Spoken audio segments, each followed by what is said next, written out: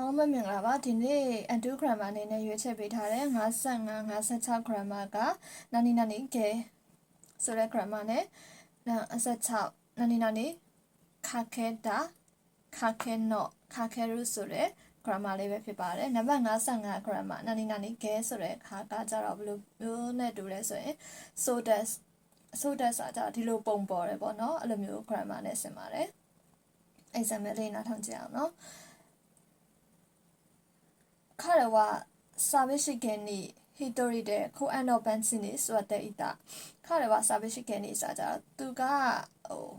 အထီးကျန်နေတဲ့ပုံနဲ့一人でတယောက်တည်း公園のベンチに座っていたဒီဘောနော်一人でဆိုတယောက်တည်း公園のベンチに座っていたဆိုကြတော့ဒီပန်းချန်ကခုံမှာထိုင်နေတယ်56 grammar ကခါခဲတာခါခဲတော့ခါခဲလို့ဆိုတဲ့ grammar ကလောက်ရင်တန်းလန်လောက်လက်စာဆိုတဲ့ grammar လေးပဲဖြစ်ပါတယ် example လေးနားထောင်ကြည့်အောင်この仕事はやりかけですがこのままにしておいてくださいこの仕事はさじゃဒီလောက်ကやりかけですがလောက်လက်စာဖြစ်ပေမဲ့このままにしておいてくださいဒီတိုင်းပဲထားလိုက်ပါလောက်လက်စာပဲမဲ့ဒီတိုင်းထားလိုက်ပါပေါ့နော်လောက်ရင်တန်းလန်ဆိုတာမျိုးတွေခါခဲဆိုပြီးတော့သုံးပါတယ်やりかけလုံနေရင်လည်းလောက်လက်စာ